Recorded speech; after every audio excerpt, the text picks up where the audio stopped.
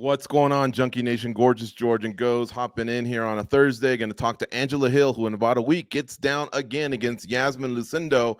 Angela, does Brazil have a hit out on you? And Mick Maynard's the hired gun. He sends the assassins. This is 6 straight Brazilians, and 8 of your last 10 fights have been Brazilian.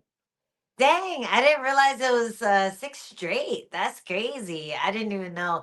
I don't know. Maybe my coach Johnny, he's Johnny Faria, he's Brazilian, and I always joke with him about how Brazil's not gonna own him. They're not gonna let him come back because I keep beating their girls. But yeah, man, I don't know. I think it's just strawweight division is just full of a lot of really talented Brazilian girls. So it's kind of inevitable. Like there's no way for me to climb the rankings without fighting them over and over again. I think if we go to the FBI office in Brazil, they're already removing Colby Covington and Angela Hill, the most wanted. Yeah, right. Yeah, Yeah. especially after I take out the third girl with the neck tattoo. They'll be like, no, those are our best ones. Yeah. No. Hey, listen. Another thing, your Instagram is so much fun to follow. Oh, thank You you. guys make your practices fun, and then you guys choreograph, a lot of skits and stuff. And I've been watching for a long time, and you do have some workouts in San Diego, like on the beach. You guys are like Navy SEALs, it looks like, with some of the strength and conditioning. Whose creativity is that? Who makes up those workouts?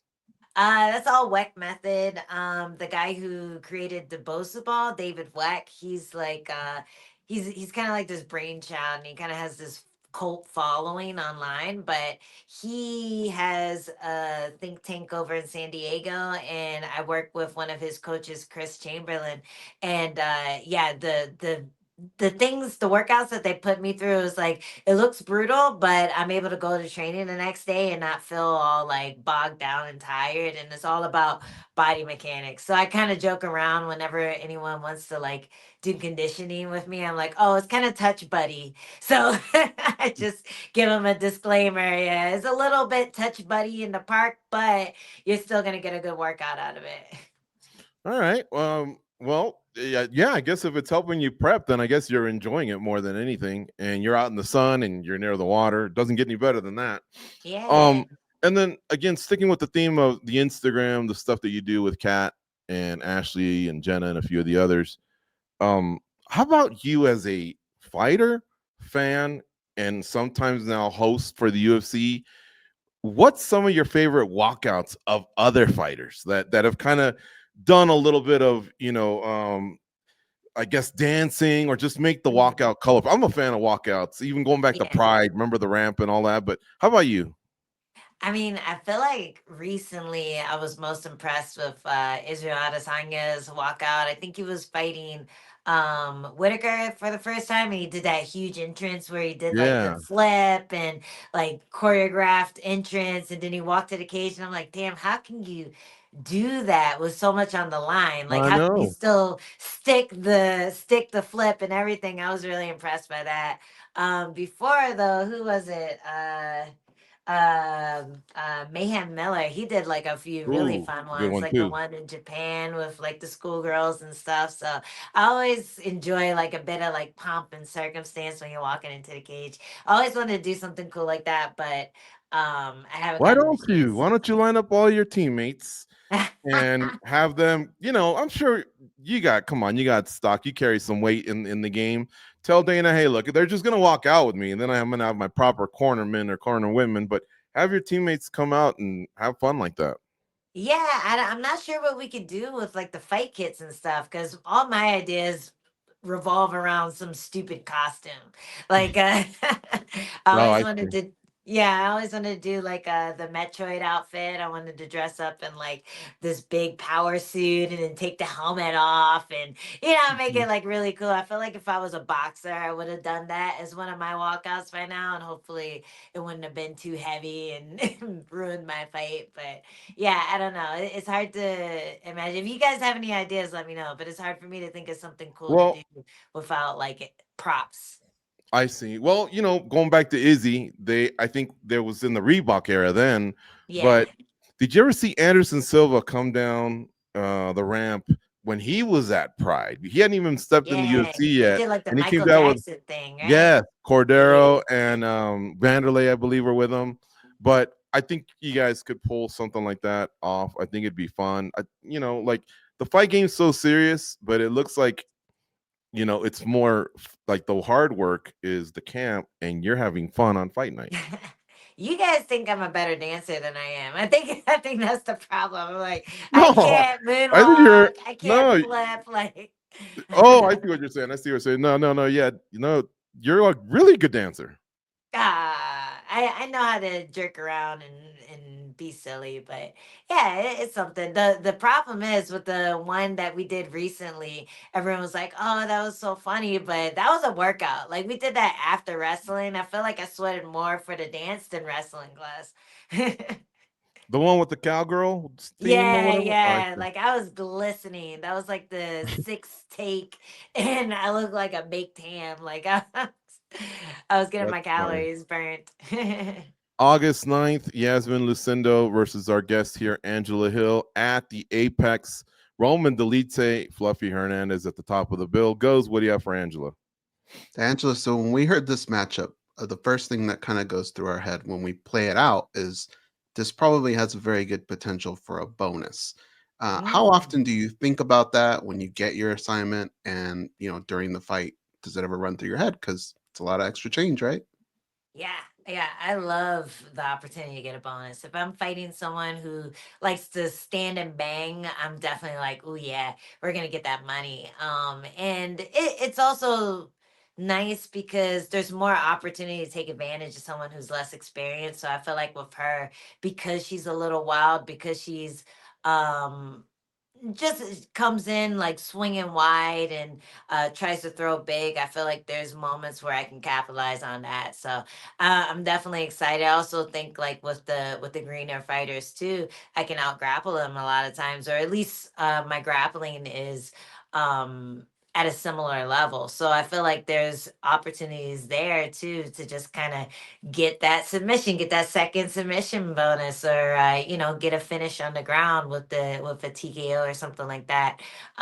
So yeah, this fight is something that I've been looking at for a while. Ever since she fought Marina Rodriguez, I'm like, dude, I feel like I would match up really well against her. And then after her Limos fight too, you guys know how I feel about my Limos fight. I feel like that it showed that she wasn't quite there yet. She still had a lot of holes to just kind of catch up to when it came to experience wise and just what to do in there against higher level girls. And she's probably going to be the best version of herself when I fight her, but I definitely feel like, I can use my KG veteran skills against her. How different of a puzzle is that for you to solve when you go through her footage? Like you said, she can get a little wild at times. Does that make it easier to prepare for or more difficult? I think it's a little bit of both. Like there's a lot of unpredictability there because you don't know what strides she's gonna make outside of camp.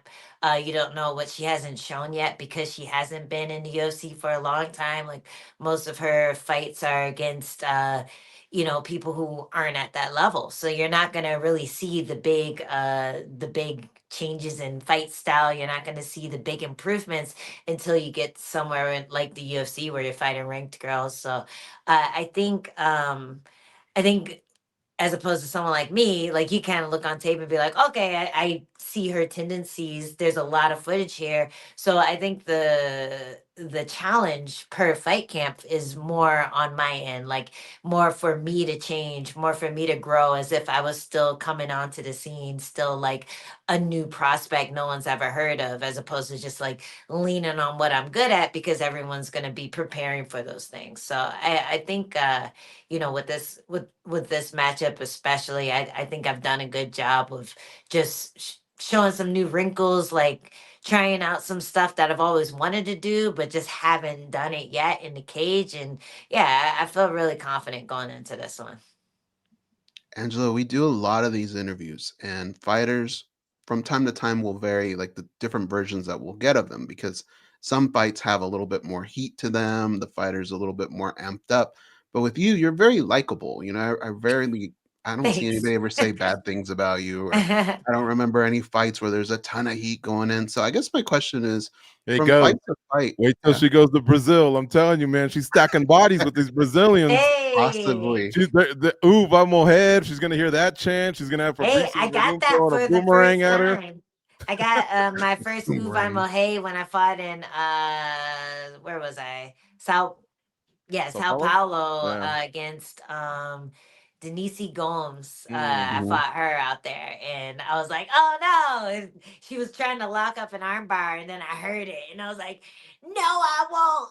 I'm not gonna die, not today." But yeah, it was. It excited me. I like that. So I like when Yeah, people I'm don't just like me. playing. You're well loved. I'm sorry to jack your question. Goes. Go ahead. You're Well, telling her Yeah, about that.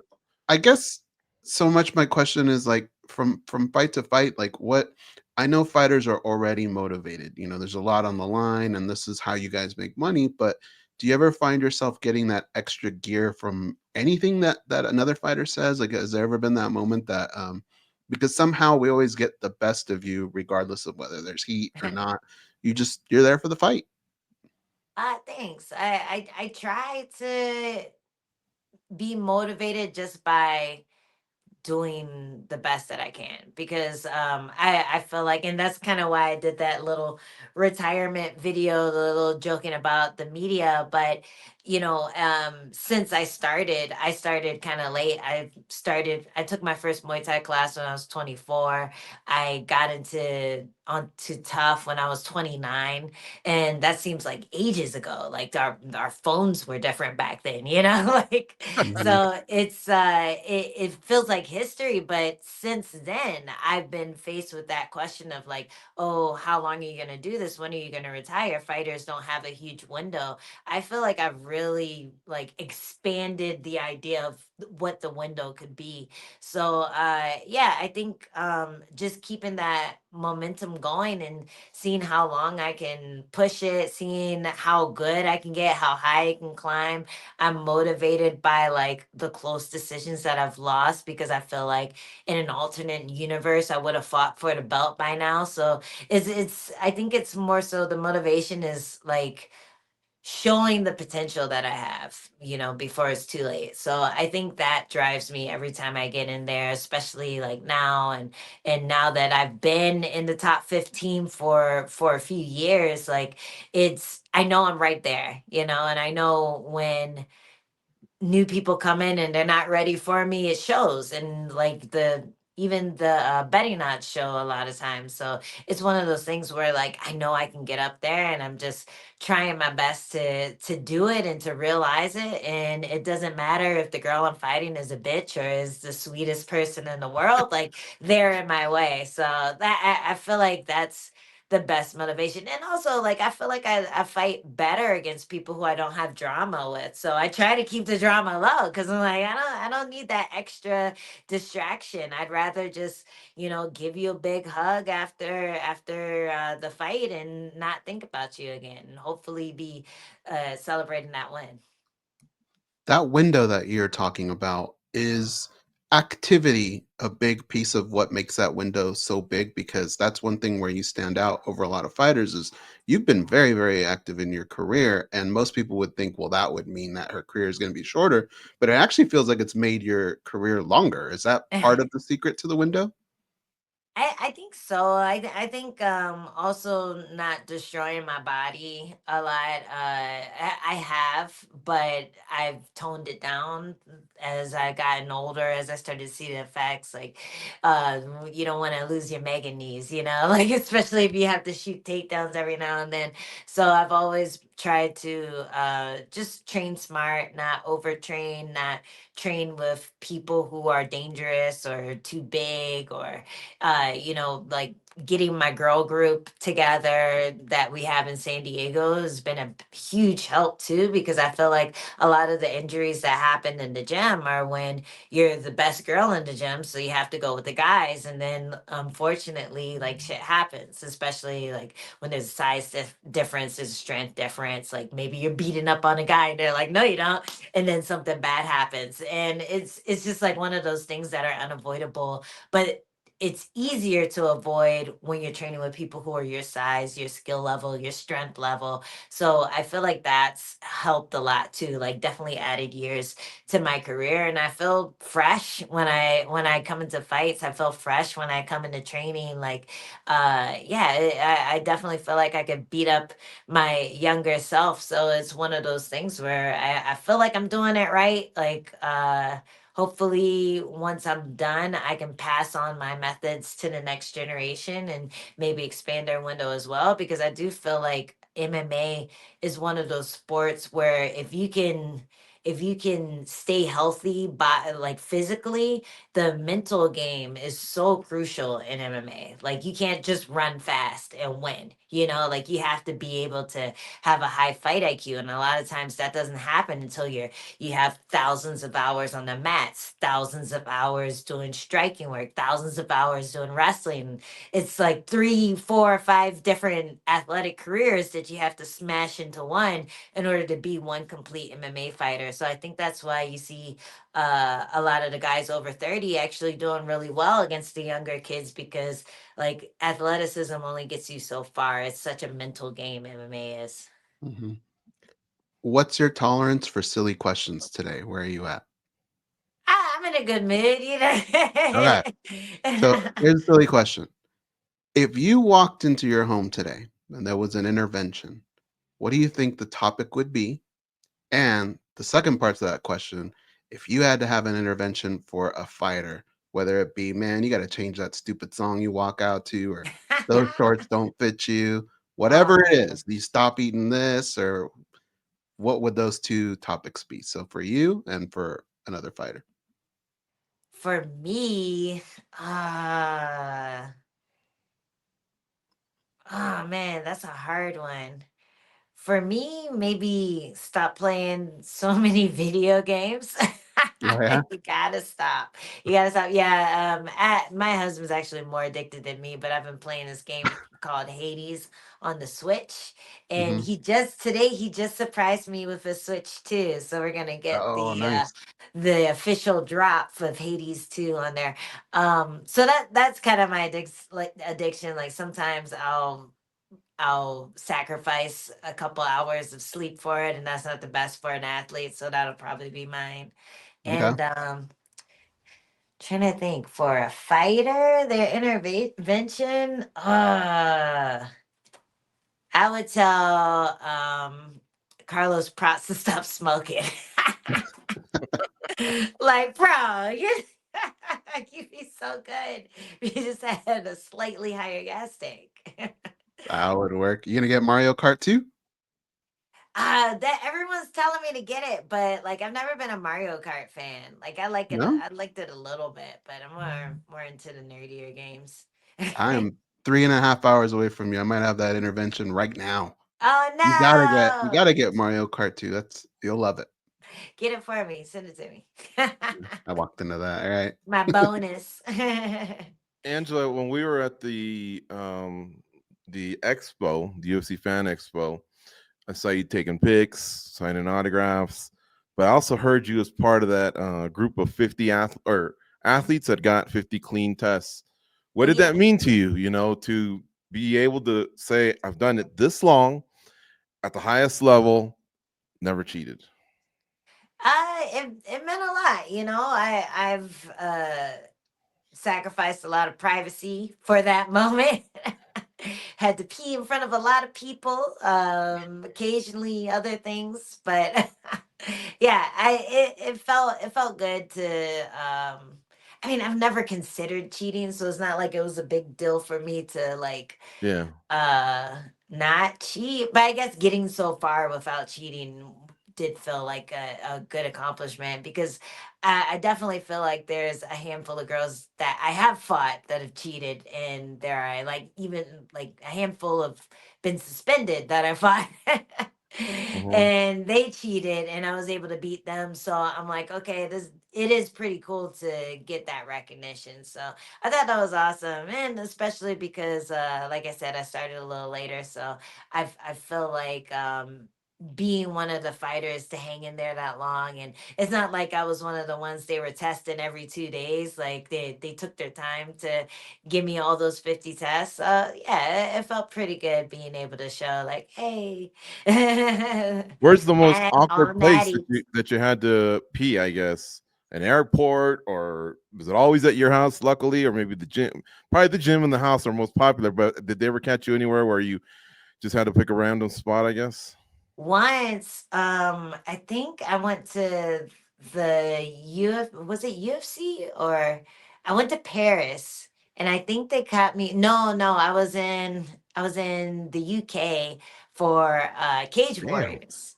Hmm. And they caught me there. It was like this really tiny hotel room too. So they knocked on the door, and I'm like, "The fuck is this? Nobody knows I'm here." Oh wait, USADA knows, and it was the British USADA people. They caught me overseas, so that was weird. I was like, dang. Were Like you next time, announcing that night? what's that? Were you an announcer that night? Did I announce? I no, I was just hanging out because my Oh, husband was cornering Wilson Hayes, who's okay. fighting out there, Yeah, yeah. and it was New Year's. So, and our wedding anniversary is January 2nd. So Hmm. we figured we'd do like a whole trip for that. And then we forgot our anniversary, but yeah, Damn, we celebrated the next. that does kind of ruin a trip. Just Yeah, it was fine. We both forgot. So it was a mutual like forgetting of important information. is this where you always do your interviews in this room right here? I think so. It's where my ring light is. So How come you how come you don't have your Invicta belt? I was there the night you won it in Costa Mesa, and people Ooh, forget back in the day Invicta was stacked with a lot of the top girls in the sport. Sorry, yeah. ladies in the sport before the UFC started, plucking them and bringing them all over. Like that belt, definitely carried a lot of weight. But where is it? I guess, or is it in a gym, or is it in a closet, or? It's in my my drinking room. Oh, In I my got you. smoking room. It's really cute. It has like a nice little showcase, like a showcase cabinet, and it has some wraps in there and a few other trinkets and medals and stuff. So I have like a little display case that I have it in. It's Nice. definitely not in the closet. And Yeah, a it's lot of and it's Demetrius polished. Johnson is owed like 9 belts, and they're just sitting in Las Vegas, and he could just care less. Who's Imagine that? kind of the room that he would have, Demetrius Johnson.